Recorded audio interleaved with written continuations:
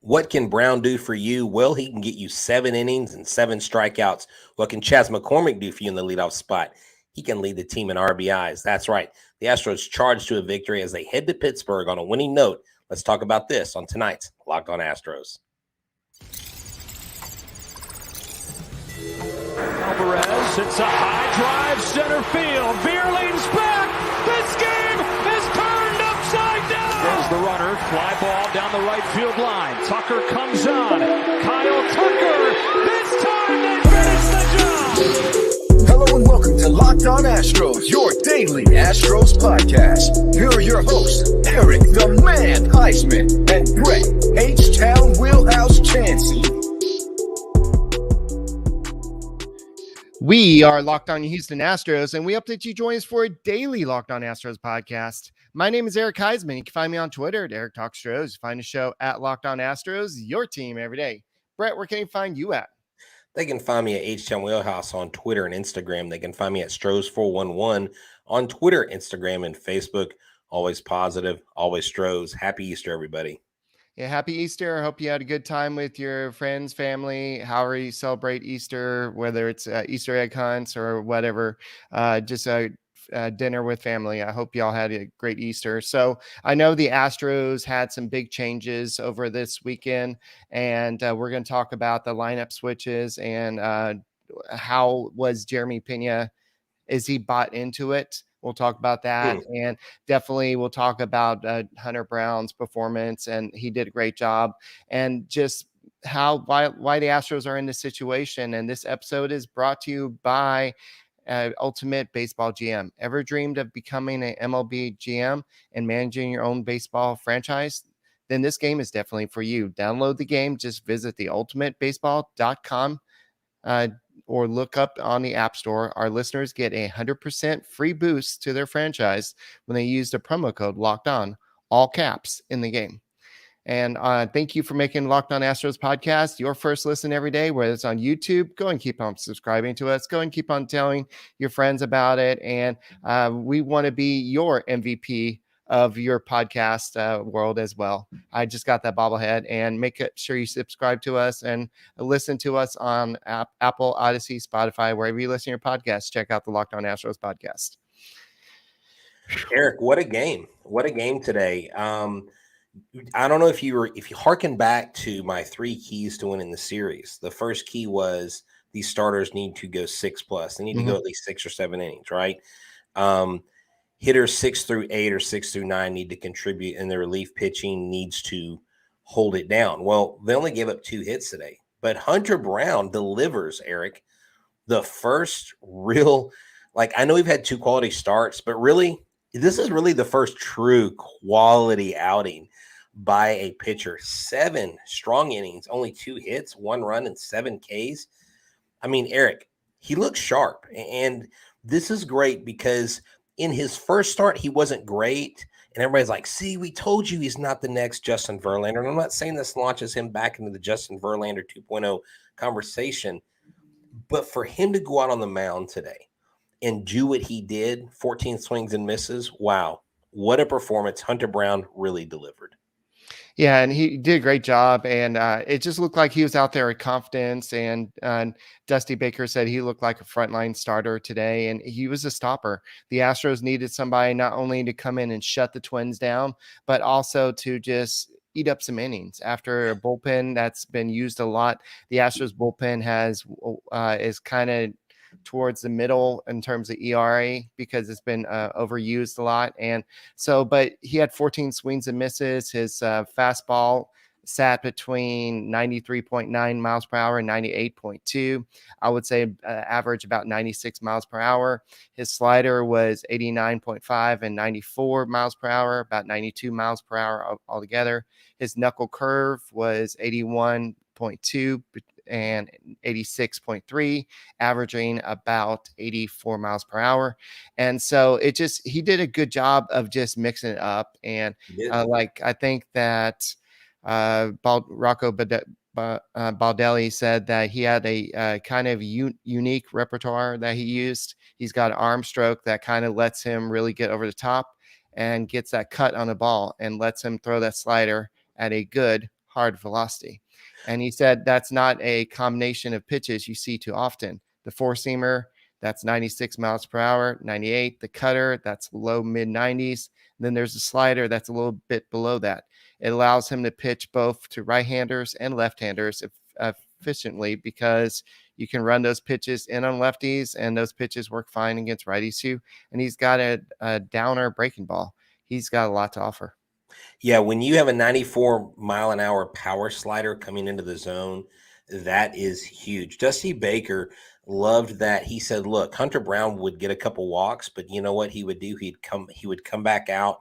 He would reset himself, and he would just work. And we know that early on in the season, last year, starting out in the minor leagues, he had an issue with control. But today, he threw a total of 97 pitches, 57 of them were strikes. This kid, when he is on, he is a solid option. And Dusty did say that it is so important because he's in the back end of this rotation. He said it's important that your back end guys do a solid job out there on the mound, because then you hand your ball back to your frontline starters and you get momentum. So I think they take this, Eric, and they take this into Pittsburgh with a lot of really good vibes. And Yainer Diaz, he said Yainer Diaz was there because he's got the most experience with Hunter Brown on the mound. I believe that when Hunter Brown starts, you're going to see Yainer Diaz starting. But if Yainer Diaz continues to pick off runners at first base, continues to call solid games, how can Dusty Baker hold back on giving him more starts? Because let's just be honest right here. And we have made it clear that we don't bash Maldonado. We respect his position, but he did not look great this series. And Yainer Diaz could work his way into, I'm not saying the starting catcher, but you got to start maybe giving him more than just Hunter Brown, especially after his performance today. Yeah, and they're just trying to give him some experience, and just they feel like Hunter Brown is probably the best way to do it. And then another guy may say, "Hey, I want Diaz as well," and so we'll see what happens. But I think that Dusty Baker, until Martin Maldonado shows that the defense is starting to slide, I'm not going to worry too much about what happened in, was it Friday or Saturday night? I think it was Friday's game where he lost he had 2 pass balls and then Right. 10th inning. And Stanek even said that I'm not going to blame Maldonado for that. There's bad glare. It just happens. Normally he catches those, but he apologized to me. He didn't have to apologize to that.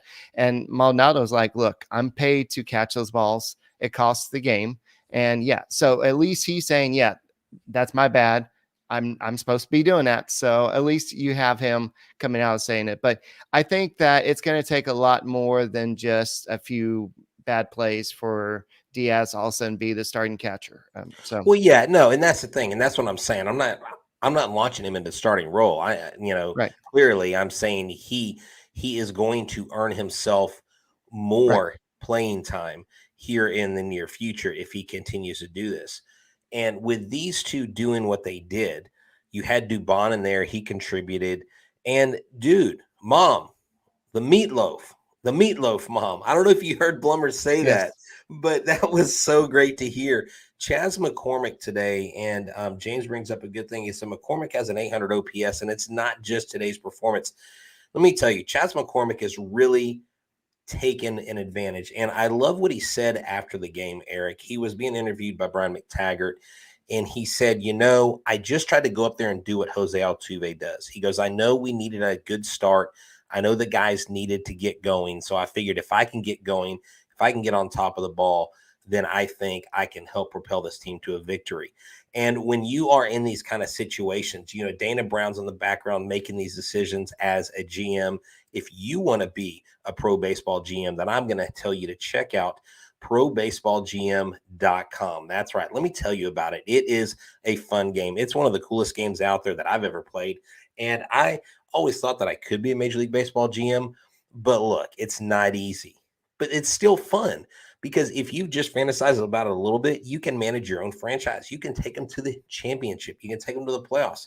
You get to hire the right coaches and staff, manage the team's finances. You get to, and you can train the coaches. You can train the players. You can raise their salaries. You can cut them. You can You can get minor leaguers, put them in the major leaguer spot. A lot of times when you put your guys in the majors down in your AAA club, they're like, oh, thanks, I need to work on something. So it's challenging. It's realistic. Ultimate Baseball GM is completely free and playable offline. Play on the go as you want and whenever you want. I'm just telling you, don't spend too much money on this thing because the owner won't like it. You can spend freely. You can set the salary cap wherever you want to. But if you just want to have fun and you want to have fun being a baseball GM, go to probaseballgm.com. So our Locked On listeners get a 100% free boost to their franchise when using the promo code Locked On in the game store. Make sure you check it out. Download the game. Just visit probaseballgm.com, scan the code or look it up in app stores. That's probaseballgm.com. Ultimate GM. Start your dynasty today. All right. So guys, if you are like me and you have a lot of these different apps and subscriptions to different things that you watch, and you don't even know what you have subscriptions to, they just come out of your bank account all the time. Why don't you try Rocket Money? It's definitely a way for you to find all the different subscriptions out there, and they can go cancel them for you. Save yourself some money. So try it free for 30 days, just enough time to try it, and then completely forget about it. In fact, over 80% of the subscriptions, people have subscriptions that they forgot about. You could just be wasting money and not even realizing it. Rocket Money helps you find all those forgotten subscriptions so you can stop paying for ones you just don't use. Do you know how much your subscriptions really cost? Most Americans think they spend around $80 a month on subscriptions, but the actual total is closer about $200. So if you don't know exactly how much you're spending on subscriptions, get Rocket Money. Rocket Money is a personal finance app that finds and cancels your unwanted subscriptions, monitors your spending, and helps you lower your bills all in one place. Over 80% of people have subscriptions they forgot about, and chances are you are one of them. Like that Stars app, or just to watch that one show, or free gaming trial that you never actually use. That said, after 30 days, you will have to pay for this. Rocket Money also helps you manage all the finances in one place. Like that. So over 3 million people have used Rocket Money, saving average person up to about $720 a year. Stop throwing away your money. Cancel unwanted subscription and manage your expenses the easy way by going to rocketmoney.com/lockedonmlb. That's rocketmoney.com/lockedonmlb. rocketmoney.com/lockedonmlb. Very good. Look at you, man. That was a great, hopefully y'all were able to follow that link. Eric, great job on that read. Now, we need to talk about this lineup switch, Eric, right, because Dusty Baker said, hey, this is a lineup I like. Basically, and I don't know if I believe him. He said, things got to change. And so maybe we got a winning formula here. There's a lot of people that says, I bet you Diaz sits tomorrow. What are the chances that they actually keep this lineup, that Diaz gets another start? Is Dusty going to be a man of his word? Or, has somebody talked to him? Have they had discussions, right? Because the offense has really been struggling, and this offense today put it together quite nicely. Thoughts by Dusty. Hopefully this will be a lineup we can stick with for a while and they can produce. As long as they produce, we'll try to get as much mileage out of this as we can. Hopefully produce. There, that's the key. So Eric, over under 50%, do you think he keeps this lineup for the next two games, or do you think he definitely changes it next game? What do you think? I think it depends on who's playing center field, because Eric Huysman, you can at me all you want. I do not want Jake Myers in the leadoff spot. So you can quote me on that. So wait, why would you put Jake Myers in leadoff spot? Let's say that Jake Myers is starting over Chas McCormick. No. No. Then I don't want him batting there. That's what I'm saying in that situation. Don't put that on me, Ricky Bobby. Don't put that on me. But I think what Baker is doing here is he saw that Pena was probably putting a little bit too much pressure on himself, hitting in leadoff spot. He put him there because of the combination of speed and power, and he saw a lot of kind of Jose Altuve traits in Pena. But then Pena was striking out at a weird rate, like a lot of the Astros players were. And so he just felt like, okay, well, let's just try this. Like in the minor leagues, McCormick led off a lot more than Pena did. And so let's go and see if it works here. But for this to work, McCormick has to play almost every day, or else you're going to be changing it up every day. Who's going to be leading off? Exactly. And Bregman volunteered to do it, but they rather him be hitting second just because to save his legs. Because the guy who's leads off typically is going to be the guy that's going to steal some bases, and you want to be able to get first to third pretty good. So I think they're still trying to protect Alex Bregman's legs a little bit, but I think that McCormick, with what we've seen when he has played this year, he has earned this. Now, will he get, like you said earlier, will he get the everyday playing time? Look, he deserves it. Okay.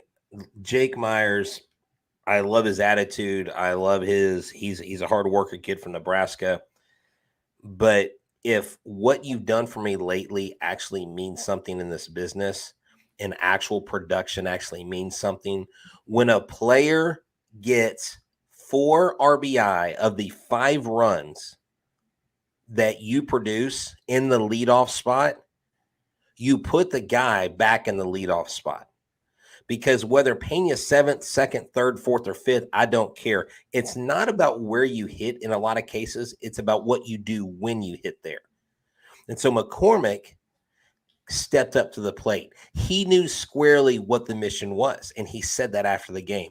That, to me, showed a sign of leadership and confidence in McCormick, where a lot of people are like, oh, well, center field, we just can't wait till Gilbert gets up, or this person gets up, or this. Like, McCormick is our guy right now. I think McCormick, for all intents and purposes, is and should be the starting center fielder.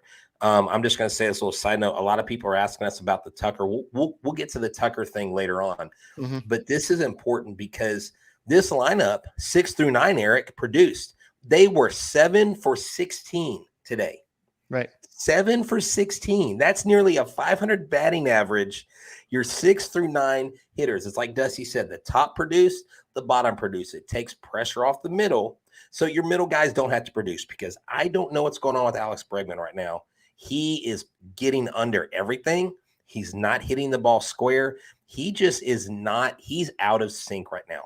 When he gets in sync, he's one of the best hitting third baseman in the league. He is just not seeing it. And so it's great that the bottom is showing up. Dubon contributes. He was the other run, I believe, and Chas McCormick. That's what baseball is all about. Putting the guys in the right place. It's like a puzzle. And if they fit perfectly, if it ain't broke, don't fix it, Dusty. Don't mess with this lineup. Keep it the same. All right. So this player is now batting .304 with the OPS of 724, went 2 for 4 today with a double and 2 runs scored.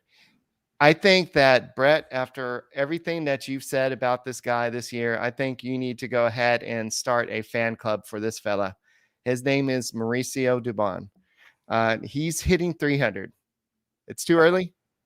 No, you don't get to choose who my fan club is. That you chose your fan. You named yourself president of that fan club, didn't you? I want to be the Corey Julks fan club. I want to be the local kids fan club. I mean, wasn't he 1 for 3 today? Someone said he dove into second base. Oh, 1 for 4. He dove into second base. He's 304 right now with the 640 OPS. So, but he dove into second like he was Pete Rose head first. I love Corey Julks' energy. He hit an infield. I thought it was going to be an infield single. I thought he was going to beat out the throw. The kid's got speed. He's got pizzazz. Like, he wants to be there. He's not wide-eyed. He's not intimidated by the moment. And so, look, I'm not saying that just because I'm rejecting starting the fan club for Mauricio Dubon, if Mauricio Dubon can contribute, if he can hit, Eric, and he can produce runs at the bottom of the lineup, wouldn't you rather Mauricio Dubon be successful than go out there? Because let me tell you what I'm getting sick and tired of. After these losses, every time there were these spaces that would open up and people just griping and moaning and complaining about the Astros. And it's like, And so I asked today on Twitter, after the game today, I'm wondering where the complaining space is, when that's going to start. Nobody said a word. It's way too early in the season to be too frazzled about everything. This team things are going to even out for them. But if we have Dubon contributing, you want that. Those are the guys, when you win championships, there's guys that step up that aren't supposed to step up. And he could be one of those guys. Right. You know? Yeah. I mean, who would have thought that? If I would have told you, Eric, last year in July that Chas McCormick was going to have key outs and key hits in the World Series, you might have bought into it, but you wouldn't have been ultra convinced, would you? Right. So, or Jeremy Pena winning the ALCS and World Series MVP. Right. I mean, you've got to have the guys all over the diamond contributing, whether you love Dubon or not. He's there, and if he contributes, that's what you have to have. Right. So to kind of close out on the lineup discussion, Jeremy Pena, the reason why I have the bobblehead right now, he did say, I'm not going to say I wanted to move down in the lineup. I don't want y'all to spin this and put me against Dusty, because that's not the case. He's doing what's best for the team. Wherever I can help the team, that's where I'm going to be. So basically he's saying, I don't want to create this rift, but am I happy about moving down in the lineup? No, I wanted to be the leadoff hitter. And will he eventually get back down there? Maybe. But I think Dusty Baker just decided, hey, I think with the way the Astros offense is struggling, it's near the bottom. It's a bottom quarter at OPS. Strikeouts, they are second in terms of team strikeouts in baseball. The Giants have 102. And then if you look at the Astros, they are tied for second, as far as I know, with the Marlins with 95 strikeouts. Hold on, time out. Hold on. Are you sure you're not misspeaking? Did you say we're tied with the Marlins in strikeouts? Yes. Hold on. That's okay. Look. I mean, somebody else could have leapfrogged us. I didn't look at all the teams, but I just looked at the top three. The fact that we're in this conversation right now is maddening, because this team is so much better. What has this team prided themselves on since this playoff run started is the low strikeout numbers. And, even guys, look, Pena today had a solid game. He batted lower in the lineup. He was laying off of breaking pitches outside the zone. He was getting on base. He was seeing the ball well. And that's what you need. And maybe it takes a game, maybe it takes several games, 2 series, 3 series for Pena to be lower. But here's the thing that Jeremy Pena has to realize as a, I guess, lesser, not a rookie, but a young player. Okay. He's kind of an older young. The reason why his age young, he's 26, 27. He's got to realize that right now, the best place for him to be is the place where he's going to shine the brightest, not where his ego wants him to hit. If he's the best hitter at 6 or 7, what has Kyle Tucker done for the last couple of years? He's hit low in the lineup. And so, speaking of that, we need to talk about this Kyle Tucker thing, because that really pissed me off, because it reminded me. It reminded me of Yasmani Grandal running literally on the grass in the field against the Astros and getting hit by the ball and them not calling him for runner's interference. But yet Kyle Tucker is barely in the line and he gets a ball thrown to his back basically and he gets called out.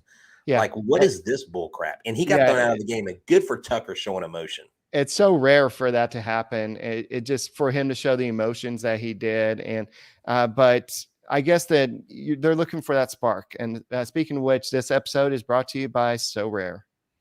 That's right. It's so rare that you would find such a great app like this, but you have found it. It's the ultimate fantasy baseball platform. So Rare managers truly own their fantasy experience, collecting, buying, selling, and competing with player cards against global opponents to win epic awards. Win or lose, you still own your cards, and there's no cost. That's right. The more you play, the more you advance, your collecting increases in power. You access next level competitions and rewards. I mean, when they had brand ambassadors like Juan Soto and Julio Rodriguez, why wouldn't you want to be a part? MLB game weeks happen twice weekly in the span of a 3 to 4 day cycle. At the end of the game weeks, So Rare managers who rank at the top, they get rewards. They have a variety of things to look for: scarcity cards, game tickets, merchandise, signed jerseys, VIP experiences like meeting MLB stars. Prizes may vary depending on the competition. So you need to go to sorare.com/lockedon. That's spelled SORARE.com/lockedon to draft your team of free player cards, set your lineup, start competing today to epic rewards to win just whenever you want to. Go to sorare.com/lockedon and start playing this exciting game today. All right. So when you think of Dusty Baker's friends, you don't really, I know we got to talk about Kyle Tucker, and we'll talk about that in a second, but it's so rare that one of Dusty Baker's friends is Flea from the Red Hot Chili Peppers. Oh, okay. And so I heard that Dusty Baker went to see the Red Hot Chili Peppers, and I was like, wow, that's awesome. I mean, I want to go see them when they come to Minute Maid Park in Houston. But he said that Bronson Arroyo is really close with the band, and he used to manage them. And so he got him in close and to be close friends with Flea. And like, of all the people, I'm like, Flea's the interesting one in the group. He's a little out there. Yes. So Dusty Baker said, why did he go to the concert? My spirit needed it. And so, especially after losing as many games as he's lost so far this season, I think that was awesome move. And now the Astros are in winning streak. So we can say, thank you, Red Hot Chili Peppers, for getting our winning streak going. Exactly. Just when you thought Dusty gave a crap about what you thought about his managing and his lineups, he goes to Red Hot Chili Peppers concert and he says, I don't give a darn what you guys think because I'm Dusty and I'm chill like that. I thought that was great, Eric. This team needs personality. This team needs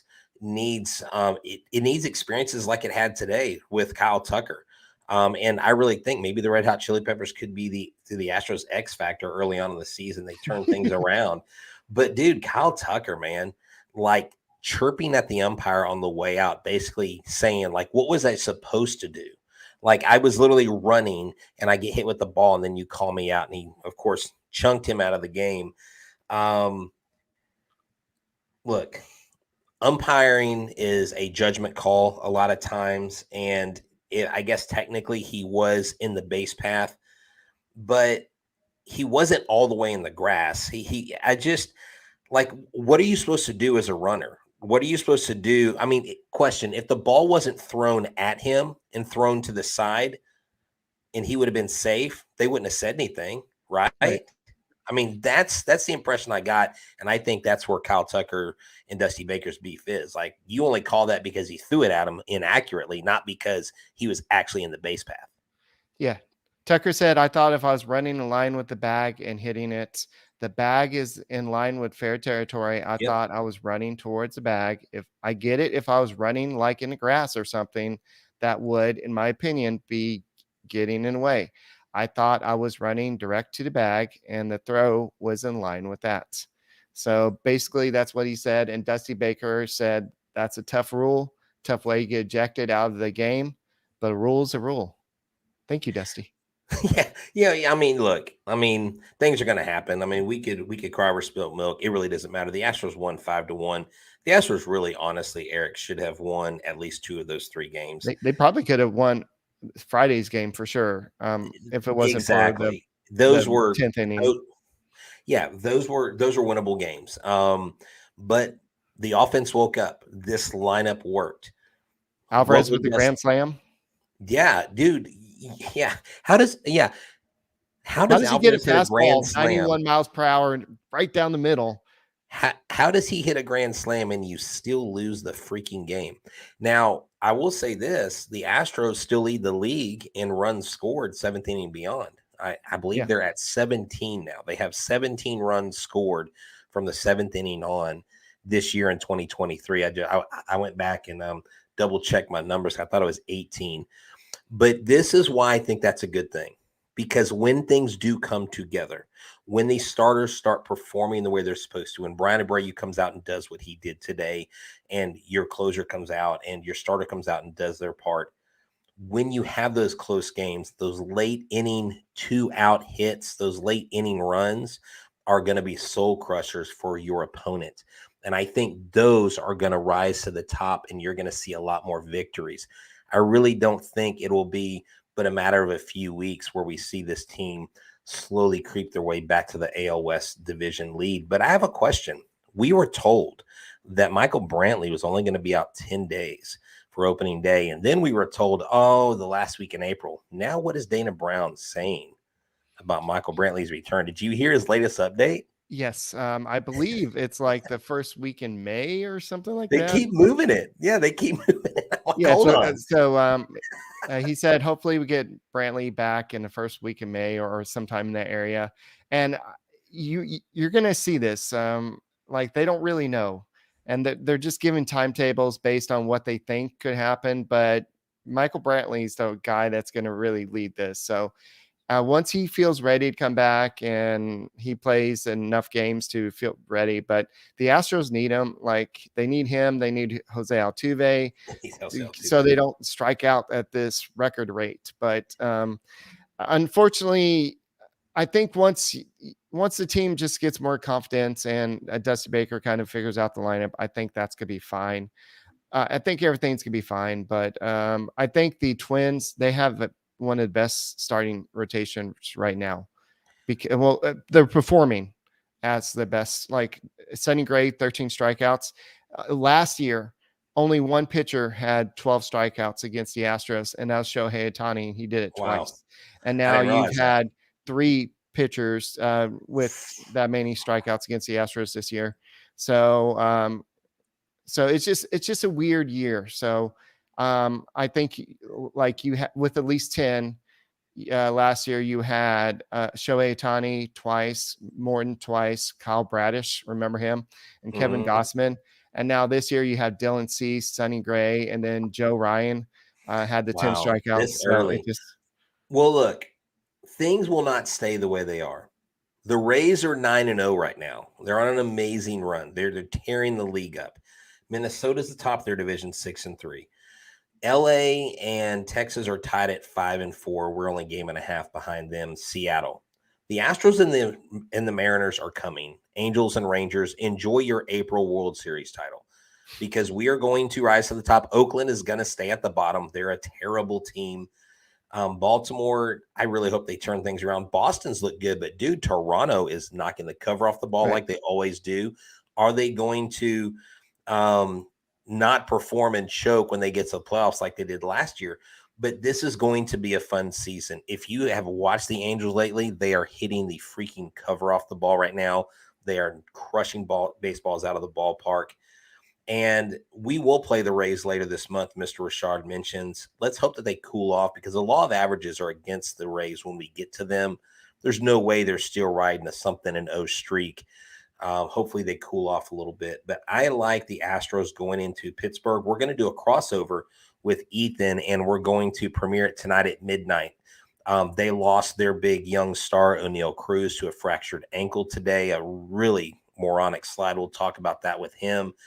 But y'all have to tune in, especially if you're off like me tomorrow. Just stay up till midnight and watch us again.